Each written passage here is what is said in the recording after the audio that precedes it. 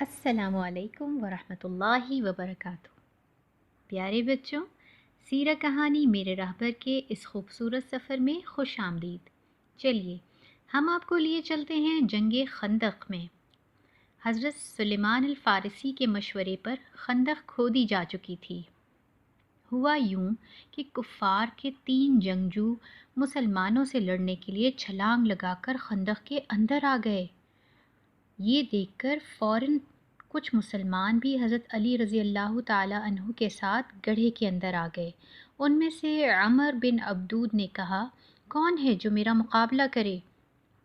حضرت علی رضی اللہ تعالی عنہ نے اس کا مقابلہ کیا اور بہت جلد اس کا کام تمام کر دیا۔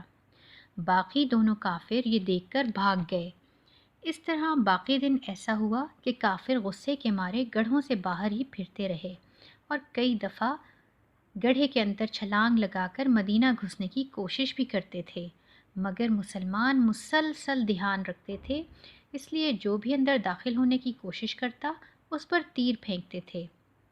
کافر بھی گڑھے کے باہر سے ہی مدینہ کے اندر والے مسلمانوں پر تیر پھینکتے، جس کی وجہ سے تقریباً 6 مسلمان شہید ہو گئے اور تقریباً 10 کافر بھی مارے گئے۔ کافروں کا غصے کے مارے برا حال تھا اور مسلمان مکمل طور پر ہوشیار ہو کر خندق کا دھیان رکھ رہے تھے اور کسی کو اندر نہیں آنے دے رہے تھے۔ کئی مرتبہ مسلمانوں کو اتنی زیادہ ہوشیاری سے مستقل دھیان رکھنا پڑا کہ ان کو نمازیں بھی قضا کرنی پڑیں۔ ایک مسئلہ یہ بھی ہوا کہ مدینہ کے قریب جو یہودی قبیلہ رہتا تھا، جن کا نام بنو قریظہ تھا، انہوں نے اپنا وعدہ توڑ دیا، یعنی وہ بھی کافروں کے ساتھ جنگ میں شامل ہو گئے۔ مدینہ میں عورتیں اکیلی تھیں تو یہودیوں نے سوچا کہ ہم عورتوں پر اندر سے حملہ کر دیتے ہیں۔ مسلمان تو مدینہ سے باہر کافروں کو خندق میں گھسنے نہ دینے کے لیے دھیان رکھ رہے ہیں، تو ہم ان عورتوں اور بچوں کو مار دیتے ہیں۔ ایک یہودی پہلے پتہ کرنے آیا کہ بھلا یہاں کوئی مسلمان مرد موجود ہے یا صرف عورتیں اور بچے ہی ہیں۔ اس یہودی کو حضرت صفیہ رضی اللہ تعالی عنہا نے دیکھ لیا۔ حضرت صفیہ رضی اللہ تعالی عنہا نبی صلی اللہ علیہ وآلہ وسلم کی پھپھو لگتی تھیں۔ حضرت صفیہ رضی اللہ تعالی عنہا نے سوچا کہ اگر یہ یہودی واپس گیا تو ضرور جا کر مدینہ پر حملہ کروا دے گا۔ یہ سوچ کر آپ رضی اللہ تعالی عنہا نے ایک بڑی سی لکڑی پکڑی اور پیچھے سے چپکے سے اس کافر کے سر پر دے ماری اور پھر بہت بہادری سے بار بار لکڑی مار کر اس کا کام تمام کر دیا۔ اس کافر کو ایسی سخت چوٹیں لگی تھیں کہ وہ ایک دفعہ بھی حضرت صفیہ رضی اللہ تعالی عنہا پر حملہ نہ کر سکا۔ پیارے بچوں، جب وہ یہودی اپنے قبیلے بنو قریظہ میں واپس نہ گیا تو یہودی سمجھ گئے کہ ہمارا بندہ مارا گیا ہے اور وہ ڈر گئے۔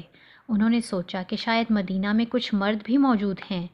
انہوں نے پھر مدینہ پر حملہ کرنے کی جرأت ہی نہ کی، بلکہ بس جو کافر خندق سے باہر کھڑے تھے چپکے چپکے ان کو کھانے پینے کا سامان اور دوسری ضرورت کی چیزیں بھیجتے رہے۔ مسلمانوں کو پتہ چل گیا کہ یہودیوں کے 20 اونٹ ضرورت کی چیزیں لے کر کافروں کے پاس جا رہے ہیں، تو مسلمانوں نے وہ پکڑ لیے، اور مسلمانوں کو یہ بھی پتہ چل گیا کہ یہودیوں نے ہمارے ساتھ جو وعدہ کیا ہوا تھا وہ توڑ دیا ہے۔ بچوں، آپ کو یاد ہے نا کہ یہودیوں کا مسلمانوں سے وعدہ تھا کہ ہم مسلمانوں سے جنگ نہیں لڑیں گے اور نہ ہی کسی جنگ کرنے والے کافر کی مدد کریں گے، لیکن وہ اپنا وعدہ توڑ بیٹھے اور مسلمانوں کو اس پر بہت غصہ آیا۔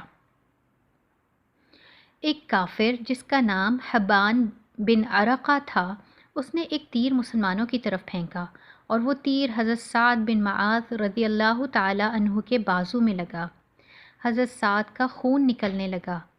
آپ رضی اللہ تعالی عنہ نے اللہ سے بہت سی دعائیں مانگی اور یہ بھی دعا مانگی کہ اے اللہ مجھے تب تک زندہ رکھیے جب تک میں بنو قریظہ کا حشر نہ دیکھ لوں۔ خندق کی حفاظت کرتے کرتے کبھی کبھی مسلمانوں کے دلوں میں خوف بھی پیدا ہو جاتا تھا۔ پیارے نبی صلی اللہ علیہ وآلہ وسلم نے سوچا کہ بنو قریظہ کے پاس اپنے کچھ بندوں کو بھیجا جائے اور بنو قریظہ سے پوچھا جائے کہ کیا واقعی انہوں نے وعدہ توڑ دیا ہے۔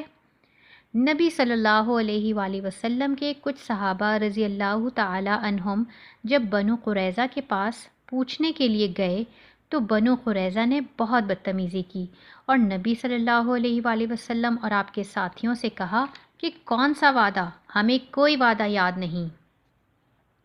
بنو قریظہ کی اس بدعہدی یعنی وعدہ توڑ دینے کا کیا انجام ہوا، یہ ہم جانیں گے سیرہ کہانی کی اگلی قسط میں۔ ہمارے ساتھ رہیے گا، اپنا اور اپنے گھر والوں کا خیال رکھیں۔ فی امان اللہ، السلام علیکم ورحمۃ اللہ وبرکاتہ۔